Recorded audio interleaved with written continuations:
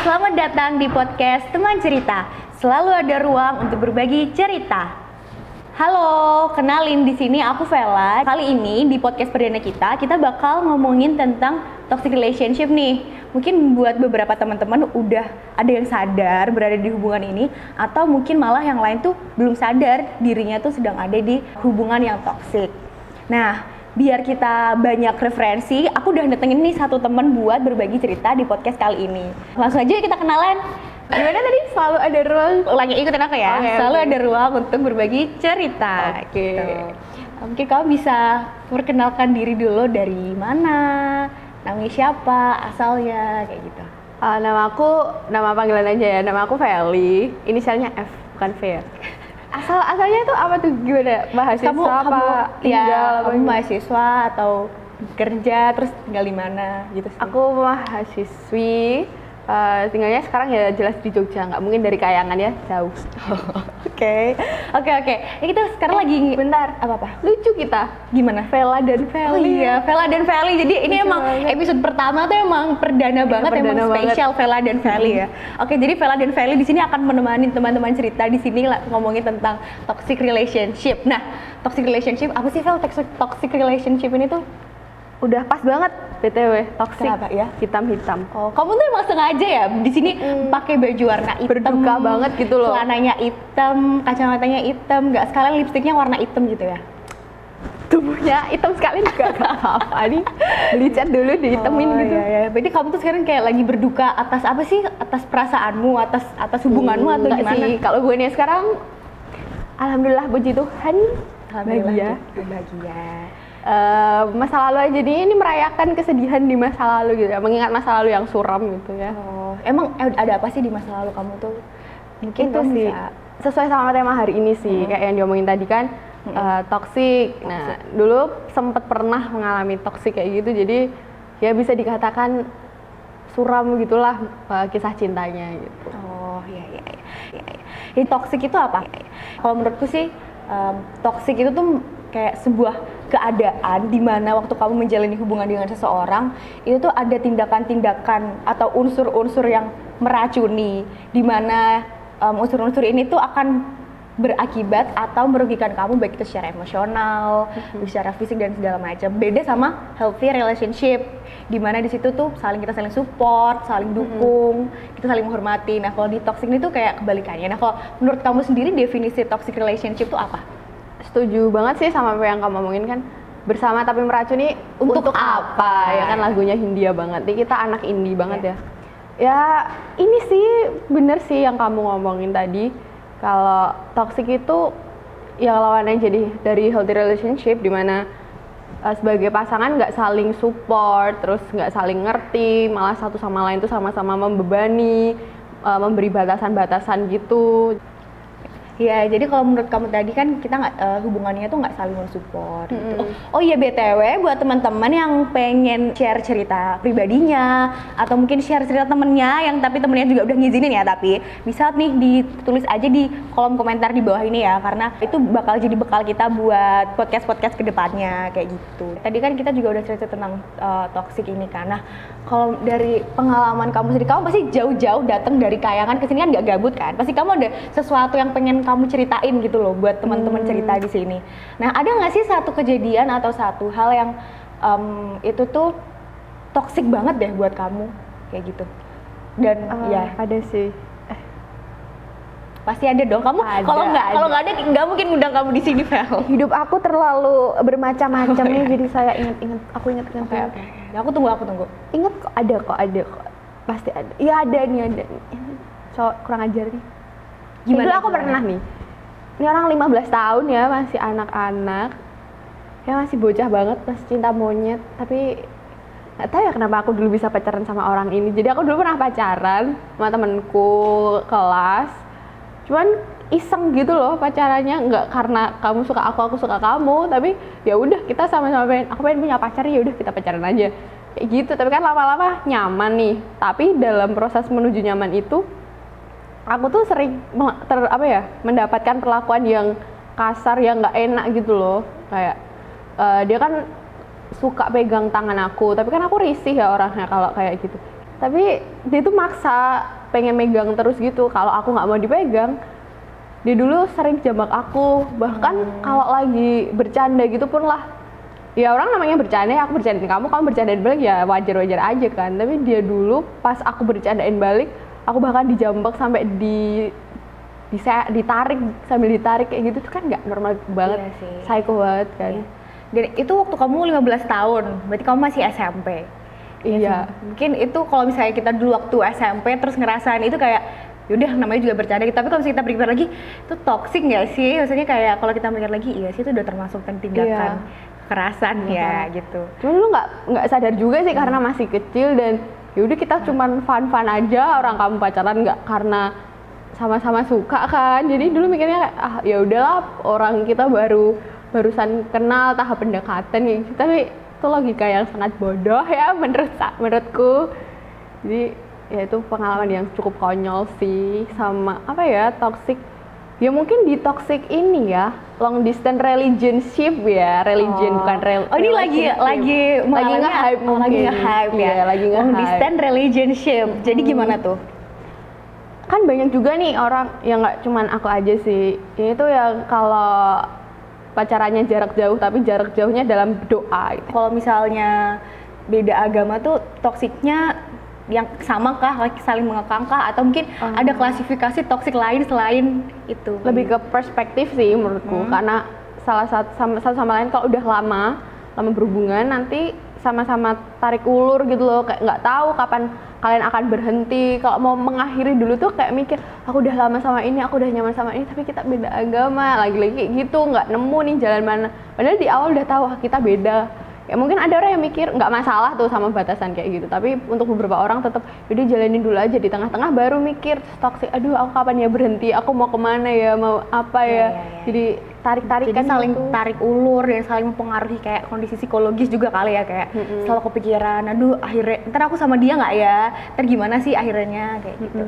Oh ya teman cerita, kan beberapa hari yang lalu kita juga udah sempat sebar kuesioner kan tentang toxic relationship ini. Mungkin ada yang udah bercerita dan juga ada yang udah nanya nih Vel, ada yang nanya Kak, ciri-ciri toxic relationship tuh apa sih? Jadi kayak mungkin dia pengen mengenali hubungannya tuh udah termasuk toxic atau belum. Nah menurut kamu tuh ciri-ciri toxic tuh apa aja sih? Itu sempat juga sih ada yang teman-temanku pada nanya juga kan ciri-cirinya gimana. Kalau sepengalamanku dan setahu aku sih ya, sependek pengetahuan aku sih, ketika kamu biasanya kan kamu berhubungan sama orang itu berusaha untuk menjadi versi terbaik dari diri kamu. Ketika kamu bisa menjadi diri kamu sendiri, menekuni apa yang kamu suka. Tapi ketika toksik kan kamu nggak bisa melakukan apa yang kamu suka, kamu dibatasin. Kamu mau temenan sama siapa juga dibatasin. Kamu pergi sama aku, kamu kemana-mana sama aku. Mungkin juga dari perlakuan, kata-kata kayak gitu tuh menurutku ciri-ciri toksik sih. Iya, aku setuju banget sih, kayak apa-apa dibatasin, kita jadi nggak punya waktu buat teman atau buat diri kita sendiri. Terus ada juga nih yang cerita kemarin, dia tuh toksiknya dalam hal, jadi kalau misalnya lagi habis melakukan suatu kesalahan nih, si salah satu dari pihak tuh ngancem putus, kayak gitu. Jadi kayak gitu ya. Gimana gitu loh, maksudnya apa-apa diancam minta putus, dikit-dikit minta udah. Pribadi apa gimana nih? Enggak, ini tadi cerita dari teman. Ya mungkin relate sama hubunganku, tapi cuman ya itu juga dirasakan oleh beberapa orang. Terus mungkin juga ini nggak sih kadang ngomong kata-kata kasar kayak gitu. Kata-kata kayak anjing, panggilan monyet lah, gendut, babi. Tapi nih ada fakta yang menarik, nggak tahu sih ini pasangan cuman di Indonesia aja atau di luar negeri juga. Biasanya itu ada panggilan-panggilan sayang nih, kayak heh jir, heh babi, heh dut gitu kan. Terus menurut kamu gimana sih batasan atau kategori itu tuh bisa dikatakan toksik atau enggak kayak gitu? Kalau menurut aku sih ketika kalian dalam satu hubungan, ya itu di pengalamanku ya, kalau udah sama-sama konsen satu sama lain, udah punya perjanjian sih nggak masalah. Tapi kalau misalkan cuman salah satu pihak aja dan pihak lain merasa dirugikan, ya gimana ya, kamu kan biasanya satu sama lain udah sama-sama perjanjian, oke aku nggak pergi sama ini, oke aku pergi cuman sama kamu. Tapi ketika kamu yang menjalani, yang mengiyakan cuman salah satu pihak dan kamu merasa tertekan, nggak menjadi diri kamu sendiri, menurut aku sih itu toksik ya. kayak batasannya di situ sih. Dan kayak abusive kayak gitu ya, kamu kalau bercanda ya tau lah batasan bercanda, masa harus kamu tuh kayak gini nggak boleh, ini udah kelewatan dari bercanda, kan nggak harus digituin ya kalau udah dewasa. Ya berarti intinya adalah yang pertama concern tuh penting gitu, dimana concern itu di dalamnya tuh ada menjadi diri kita sendiri, nggak terpaksa, nggak tertekan kayak gitu. Oke. Kan kamu nggak hidup memenuhi ekspektasi orang lain gitu kan. Bener. Terus hal apa sih yang akhirnya kamu tuh bikin kamu sadar kalau misalnya hubungan-hubungan yang udah kamu laluin atau mungkin sekarang yang belum kamu ceritain ini tuh itu toksik gitu? Kayak apa sih pencerahannya?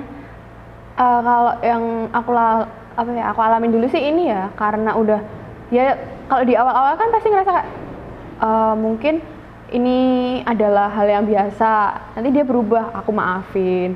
Ini hal yang lumrah, aku maafin. Tapi lama-kelamaan tuh capek kan, kayak setiap orang kan pasti punya batasan.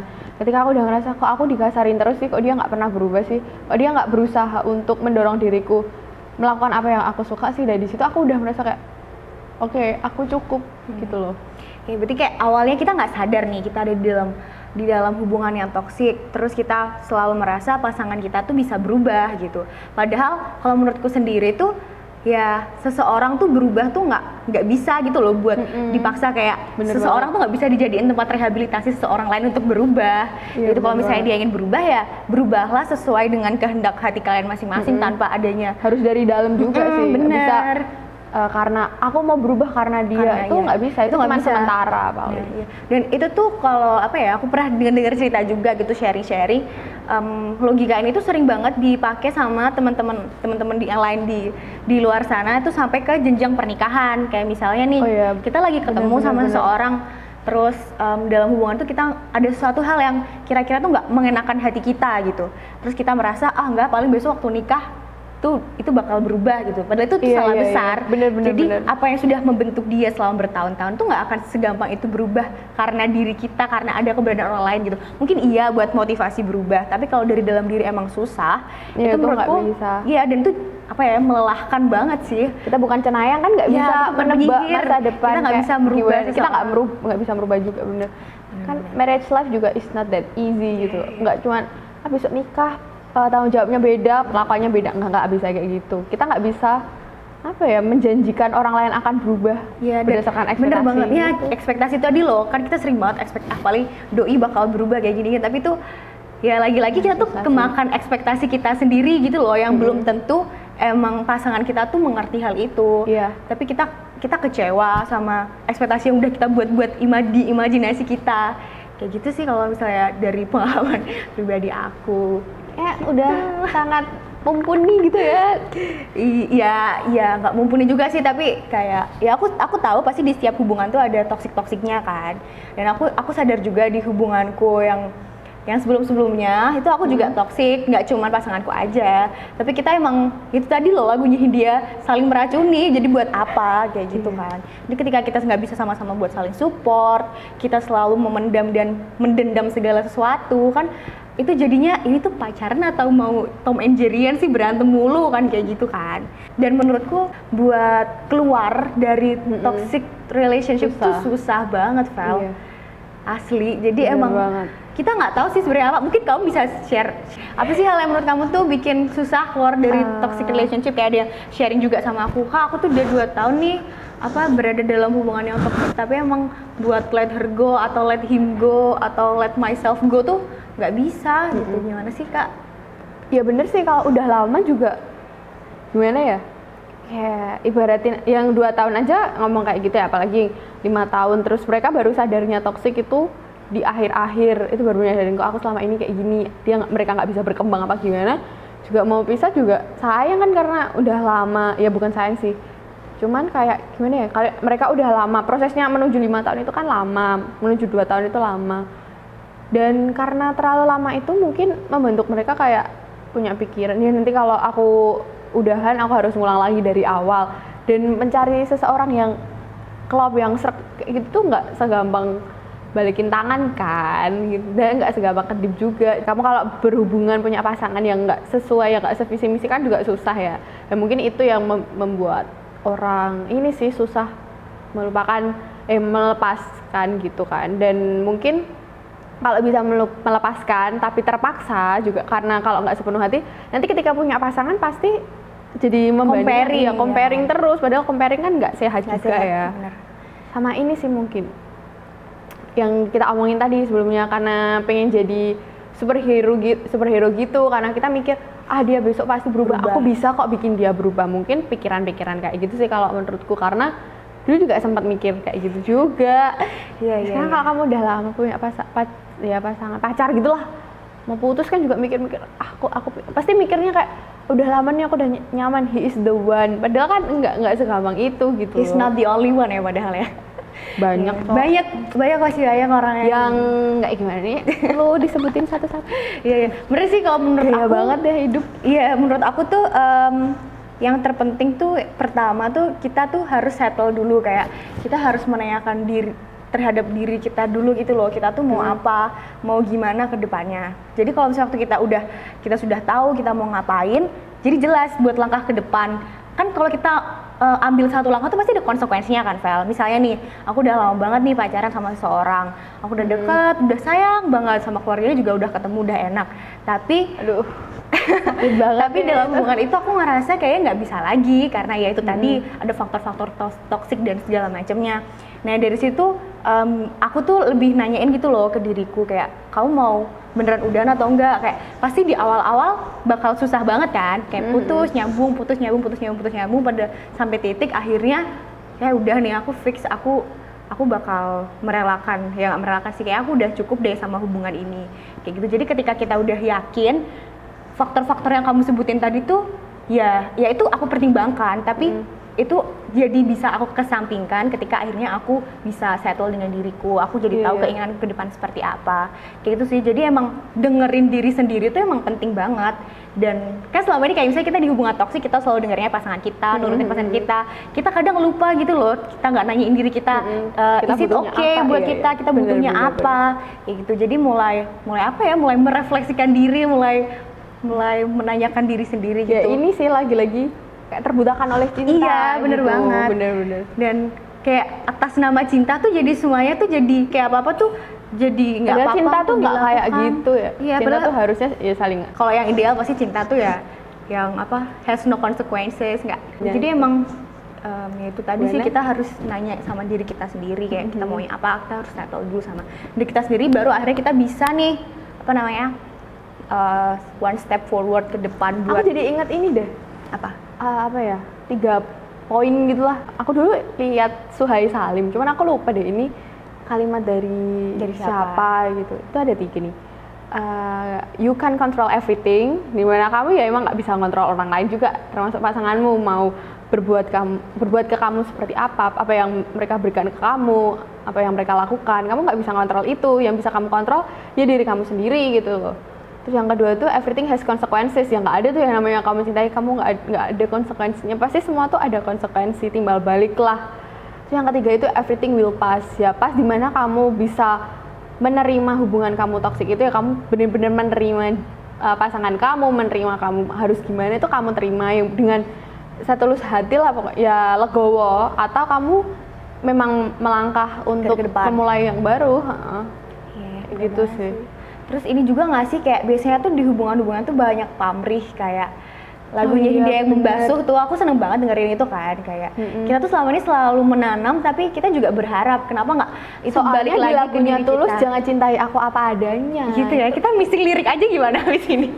Ya jadi kayak misalnya nih aku sama kamu pacaran, terus kayak aku udah berkorban banyak nih lo Val, buat kamu Val, aku udah ini aku udah korban waktumu gini-gini, terus aku ntar akhirnya jadi nuntut ke kamu, gimana kamu nggak pernah ngertiin aku gini-gini. Nah itu salah gitu loh, kita ya itu emang susah sih buat dilakukan, tapi ya kita nggak bisa menuntut seseorang memperlakukan kita seperti kita memperlakukan dirinya, karena tiap orang tuh punya batasan, orang tuh punya apa namanya kapasitasnya masing-masing dan cara-caranya tersendiri kayak gitu. Dan sih. kita terdengar sangat klise dan normatif ya, kayak ya dari tadi kan kita ngomongin yang normatif dan klise gitu kan ya, kita terus sekarang ini kita cerita aja dong, aku pengen denger kayak cerita apa sih yang dari kamu yang belum pernah kamu ceritain. Ya ini ceritanya dari temanku yang cowok ya, karena ya menyangkut diri aku. Ya ada hubungannya sama kamu berarti. ya inilah mencintai yang ada tainya gitu. Oh, oke. Padahal udah lewat temennya sama aku gitu, tapi kok temanku tega gitu. Oh ya, gimana itu? Gimana aku tuh? Aku punya temen nih cowok nih, tapi dia tuh sering cerita ke aku, curhat-curhat gitu lah, pacarnya tahu dan dia merasa kayak, lah kamu kan punya aku, ngapain kamu cerita ke temen kamu cewek lagi.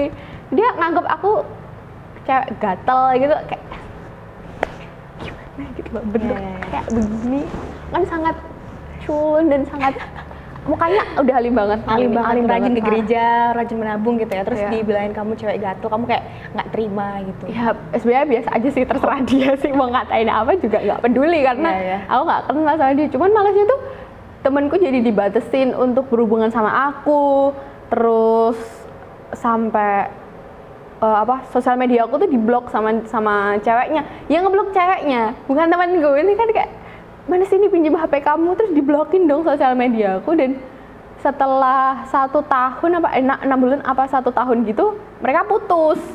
Abis itu cowoknya ngechat aku, maaf ya kamu aku blok soalnya disuruh sama pacar aku bla bla bla. Malesin banget nggak sih? Iya. Terus dia nanya lagi, kok aku bisa ya pacaran sama dia, kok aku bisa, lah nanya ke aku siapa yang jalanin gitu emang. Tapi ini sih menurut aku nih menarik banget karena apa ya, sekarang tuh sosial media tuh juga bisa menambah faktor ketoksikan hubungan ya sih, kayak Iya sih. dikit-dikit ya aku sering lihat gitu misalnya di Instagram ada video kayak marah-marah, sayang kenapa sih kamu nge-like foto ini gitu, sayang ini siapa sih kamu follow kayak gitu. Padahal bener relasi di sosial media tuh ya udah gitu loh, follow saling ini, tapi gara-gara itu tadi udah dari sifat mungkin juga ya, terus jadi kayak menggunakan sosial media itu jadi kayak apa-apa sosial media dan sangat mempengaruhi gitu loh dalam hubungan. Bener ya itu sih, karena menurutku juga ya apa ya, sosial media itu kan harusnya sebagai satu ranah yang private gitu ya, di WA, Instagram itu kamu punya kamu gitu loh, atas nama kamu. Jadi pasangan kamu sendiri tuh untuk mengontrol kamu ya udahlah, kita cukup dikontrol sama negara, ngapain sih dikontrol sama pasangan. Kayak gini lah, misalnya di dalam hubungan tuh ada beberapa part gitu. Dalam diri kamu tuh harus ada ini, waktu untuk dirimu sendiri, waktu untuk pasangan, waktu buat temen dan keluarga kayak gitu. Ya, tapi ini untuk pasangan yang, ya aku kalau misalkan kalian udah nikah nih, kalian udah punya komitmen yang benar-benar mengikat, ya nggak apa-apa. Karena kalian ya udah saling memiliki seutuhnya gitu lah istilahnya kalau udah nikah. Lah kalau kalian masih pacaran, apa-apa diatur kayak gitu kan nggak asik banget hidup lo gitu loh. Ya tapi menurutku nggak juga sih Vel, maksudku sampai menikah pun tuh ya pasti tiap orang punya private space-nya masing-masing gitu kan. Ada public space, ada private space. Masa iya private space mau dijadiin public space, public mau jadi private kan? Kebalik-balik tuh.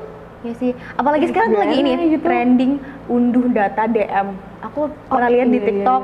Jadi bisa buat pasangan-pasangan yang apa ya, yang kontrolnya tuh gede, kayak pengen punya power atas pasangannya satunya tuh besar. Ya jadi tuh caranya tuh katanya tinggal masukin password, terus nanti itu bakal ada unduh data DM gitu. Apa aku coba ke pacar aku aja?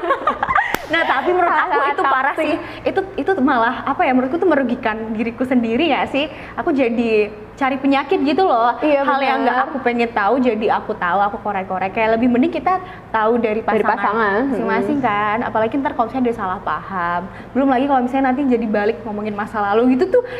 Karena merembet gitu ya, iya, kamu dari cemburu bisa ngerembet kemana itu nggak selesai tuh. Ya jadi kayak udahlah mending stop nggak sih kayak gitu menurut aku. Tapi mungkin orang beda-beda kali ya, mungkin ada yang mungkin merasa terpuaskan atau merasa jadi kembali percaya ke pasangannya dengan cara mendownload data itu dan akhirnya membaca oh nggak ada apa-apa kok, terus jadi bikin itu ya orang punya pilihan masing-masing. Tapi kalau menurutku buat aku itu salah satu cara meracuni diriku sendiri kayak gitu. Iya sih, aku juga setuju banget karena gimana ya ranah privat gitu lah ya. Kamu ya mending kamu tahu sekecil mungkin lah kalau masalah itu, atau pasangan kamu cerita sendiri ke kamu daripada kamu nyari tahu tapi ternyata bikin kamu sakit hati kan. Nanti berantem nggak kelar-kelar, putus nyambung. Ya bener banget, karena kunci hubungan tuh kayak ini gak sih, saling percaya, harus ada kata-kata salingnya tuh loh. Kayak beda keyakinan, aku yakin dia nggak yakin gitu. Ya kan, makanya beda keyakinan tuh kompleks ya, ada keyakinan ini. Kalau udah satu yang dasar kamu yakin aku nggak yakin tuh kayak ya udah gitu loh, bisa. Ya sih, ya aku pernah baca-baca juga kayak ya tadi punya hubungan kan saling percaya, terus komunikasi, terus kalau misalnya komunikasinya udah nggak bener, kayak udah saling bohong tuh itu ya harus terus jujur saling sih memaki-maki kayak gitu, udah masuk ke toksik lagi kan. Iya, itu udah nggak bisa ditolerir sih menurutku. Terus yang ketiga saling mengerti, Val. Oh iya bener. Iya kalau kamu cuman minta di ngertiin terus, nuntut terus tapi kamu nggak bisa ngerti pasanganmu, ya tekor lah. Misalnya kita udah komunikasi, kita udah bagus, aku udah selalu ngabarin aku di sini, terus aku udah saling percaya. Tapi kalau nggak ada rasa saling ngerti tuh nggak bisa gitu loh. Kayak aku udah jelasin, misalnya Val, aku hari ini lagi ada ini nih, ada gini-gini, tolong kamu ngertiin dulu ya, aku nggak bisa ketemu gitu. Kalau misalnya kita cuma sekedar komunikasinya oke, tapi kita nggak bisa ngerti, nggak bisa, kamu harus nemenin aku gitu kan, ya itu sama aja gitu loh. Jadi emang tiga ini tuh kunci banget. Terakhir nih Val, saran-saran buat teman-teman di luar sana yang mungkin sedang struggling. Tunggu, sebelum ngomongin saran nih, aku penasaran, dari tadi kita ngomong bisa nyambung banget nih ngomongin toksik, kamu bisa ngerti banget, kayak udah pernah mengalami gitu. Aku jadi penasaran nih karena emang nyambung aja atau emang pernah mengalami gitu? Ya balik lagi sama pernyataanku sebelumnya sih, pasti di hubungan tuh ada racun-racun gitu loh, ada toksik. Dan aku sadar di hubunganku tuh yang dulu tuh kita saling meracuni, jadi kayak nggak cuma dia aja tapi aku juga kayak gitu. Kayak contohnya apa ya, dulu tuh sering banget misalnya aku kan dulu kan orangnya kayak bebas gitu kan Vel, maksudnya aku kadang nggak peduli, aku mungkin lupa, mungkin nggak peduli ya, mungkin aku lupa nggak ngabarin atau gimana. Tapi ternyata dari cowoknya atau dari pihaknya sana tuh apa kayak nuntut, kayak kamu di kemana aja sih, nggak hubungin kayak gitu. Dan jatuhnya tuh jadi overprotective kayak gitu. Awalnya aku masih bisa nerima kayak oke, aku ikutin nih alurnya, aku ikutin nih ritmenya, kayak oke, aku hubungin, aku balas chatnya cepat, aku mulai kurang-kurangin nih pergi bersama udah kayak admin all shop ya, cepet banget. Iya, lawan jenis kayak gitu. Tapi cuman ya apa ya, mungkin karena aku sama dia ini emang sifatnya nggak cocok, jadi tiap itu apa ya, tiap aku lakuin aku jatuhnya itu tadi kayak pamrih. Jadi kayak ya kan aku udah ngelakuin ini loh, aku udah ngelakuin ini, masa kamu masih mau menuntut apa lagi, kayak gitu sih. Apa ya Val, karena aku orangnya tuh mungkin aku tuh bisa memaafkan, tapi tuh aku susah gitu loh buat melupakan. Nah, forgive but not forget. Ya itu, jadi ketika misalnya nih si pasanganku ini melakukan suatu kesalahan. Kalian masih pacaran ya? Enggak, saya kayak mantanku itu melakukan kesalahan masa lalu. Nah, terus aku bisa oke udah tak maafin, 1-2 kali aku maafin. Terus ketika ini udah step ke-4 ke-5, aku tuh bener-bener nggak bisa yang menerima gitu loh. Pasti aku selalu ngungkit yang lalu kayak ih kamu tuh nggak sadar dulu kamu kayak gimana, kamu masih melakukan hal yang sama. Terus itu jadi meyakinkan aku kayak udah deh, nggak bisa, kayaknya aku sama orang ini aku nggak bisa deh merubah dia atas dasar keinginanku tanpa atas dasar keinginannya dia. Ya, remember gitu. You can control everything. Iya, makanya itu, karena itu sangat melelahkan dan menyakitkan, apalagi ditambah lagi situasi pandemi kayak gini, nggak bisa ketemu, komunikasi susah. Ya akhirnya kita memutuskan buat ya udah, kita belajar dari pengalaman kita. Jadi hubungan gue sebelumnya tuh nggak toksik, nggak cuman toksik, tapi di situ juga pasti ada nilai-nilai dan apa ya, hal yang aku dapat gitu loh, yang membentuk aku sekarang ini. Dan aku nggak menyesal pernah berhubungan dengan orang-orang yang sebelumnya kayak gitu, karena itu bisa juga jadi pembelajaran aku mungkin di hubungan yang ke depan, atau untuk relasiku bersama orang yang lain, atau kayak gimana, kayak gitu sih sebenarnya. Jadi ini ya, pandemi banyak hubungan yang kacau ya. Iya, parah banget ya sih. Kayak banyak banget teman-teman yang saya lagi hangat-hangatnya dulu, terus waktu pandemi jadi kayak udah. Kalau masih ada satu lagi di pertanyaan aku lupa. Jadi ada yang nanya, kan kita ngomongin tuh tentang toksik tapi dalam hubungan pacaran kan. Nah, tapi menurut kamu bisa nggak sih toksik tuh ada di hubungan misalnya keluarga, antara ibu dengan anak, ayah dengan anak, atau mungkin di circle pertemanan kayak best friend, yang kita sebut best friend, atau adik kakak gitu, tuh bisa nggak sih sebenarnya toksik ini? Adik kakak, adik ketemu gede? Enggak, adik kakak beneran. Menurutku bisa sih, soalnya relationship itu kan enggak hanya mengacu pada pacar kayak gitu kan, kalian bisa temenan, ayah ke ibu, ya keluarga gitulah. Menurutku bisa sih, karena ketika kamu punya temen dalam lingkup pertemanan pun juga kamu bisa cemburu, bisa membatasi temanmu. Ketika temanmu pergi sama orang lain, kamu nggak diajak nih, kok kamu nggak ngajak aku sih? akan teman kamu nggak anggap aku temen ya, kamu gini kok, kamu gitu, kayak gitu menurutku tetap toxic sih. Karena mungkin dalam pertemanan tuh setiap satu orang dan orang lain punya inilah lingkup apa ya, nyamannya, comfort zone-nya sendiri-sendiri. Kayak aku nyaman kayak gini sama kamu, aku nyaman kayak gini sama dia, jadi mungkin ada porsinya sendiri-sendiri gitu sih. Jadi menurut kita tetap bisa toxic. Dan kalau di keluarga mungkin bisa kita jadi comparing, lagi-lagi comparing ya Kak. Ibu aku bisa baik ke kakak aku, masa aku nggak dibaikin, aku udah ngelakuin ini, mungkin besok aku bakal dikasih ini, dikasih itu, jadi apa ya, nuntut kayak gitu. Jadi ya menurutku itu sih bisa terjadi di segala hubungan, nggak cuman pacaran, tapi di segala relation itu tuh pasti itu ada toksiknya, entah itu dari mungkin teman kuliah, teman kerja, kayak gitu. Ya menarik sih. Oh ini terakhir nih Val, saran buat teman-teman yang mungkin sekarang lagi struggling berada dalam hubungan yang toksik, yang pengen keluar, atau mungkin teman-teman yang lagi mengidentifikasi hubunganku tuh toksik nggak, kayak gitu. Mungkin kamu bisa saran. Ya aku ngerti sih, mungkin emang kamu kalau mau ya yang nggak toksik aja mau putus, kadang kalau masalahnya nggak gede-gede amat ya pasti mikir gitu kan. Apalagi kalau kamu udah lama berhubungan, mau melepaskan itu butuh effort untuk lepas. Jadi menurutku yang pertama tuh kamu harus ngerti dulu apa mau kamu, apa mau di diri kamu, apa yang kamu pinginin, apa yang ingin kamu raih. Kamu sama pasanganmu bisa kayak gitu nggak, diidentifikasikan dulu.